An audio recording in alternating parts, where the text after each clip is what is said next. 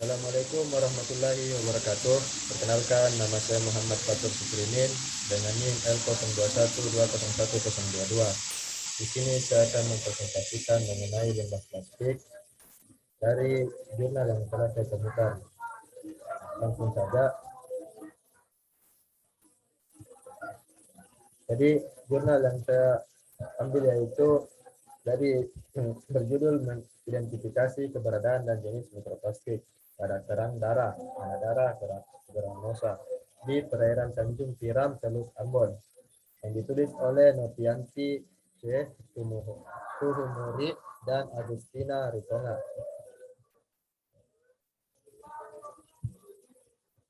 Selanjutnya, pendahuluan. Mikroplastik merupakan partikel plastik yang berukuran kecil dan memiliki ukuran dari 5 mm. Permasalahan yang timbul saat ini yaitu keberadaan mikroplastik di perairan dapat dikonsumsi secara langsung oleh biota perairan seperti ikan dan karang. Hasil penelitian membuktikan bahwa mikroplastik dapat dikonsumsi karena menyerupai makanan dan dicerna oleh biota laut. Penelitian tentang mikroplastik di perairan Teluk Ambon diperoleh informasi bahwa keberadaan mikroplastik ditemukan tinggi pada perairan Teluk Ambon dalam, khususnya di daerah Koka. Hal ini bukannya hanya dipengaruhi oleh tingginya aktivitas dan jumlah penduduk yang bermukim di sekitar daerah tersebut, namun juga dipengaruhi oleh pola sirkulasi arus di perairan Teluk Ambon dalam. Pemilihan kerang darah dalam penelitian ini karena biota tersebut dikonsumsi oleh masyarakat sekitar. Selanjutnya, tujuan dari penelitian ini yaitu mengidentifikasi keberadaan dan jenis mikroplastik pada kerang darah, anadara, granosa di Tanjung Tiram, perairan Teluk Ambon. Metode penelitian ini dilakukan pada bulan Maret dan April 2019. Pengambilan sampel kerang darah dilakukan pada Tanjung Tiram, perairan Teluk Ambon bagian dalam. Metode yang digunakan dalam penelitian ini adalah observasi lapangan. Sampel yang telah diperoleh kemudian akan dianalisa lebih lanjut di Laboratorium Zoologi Fakultas MIPA Universitas Patimura.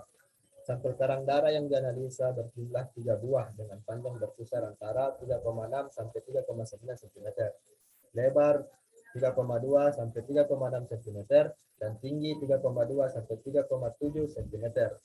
Sampel karang darah kemudian dibedah dan diambil bagian lambung dengan berat saluran pencernaan berkisar antara 2 sampai 3 R.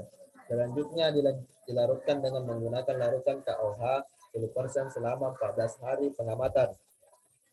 Dengan tujuan agar melarutkan semua bahan organik yang terkandung dalam saluran pencernaan dan menyisakan kandungan anorganik. Keberadaan ini jenis mikroplastik akan diamati dengan menggunakan mikroskop.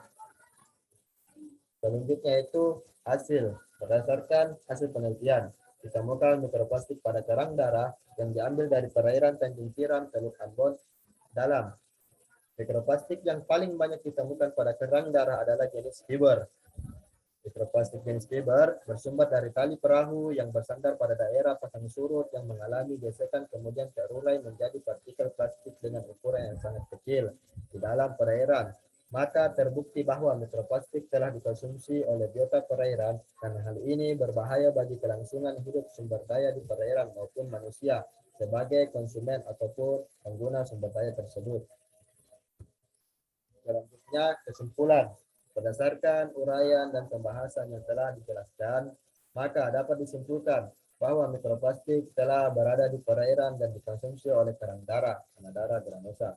Jenis mikroplastik yang ditemukan dalam bentuk fiber dan fragmen.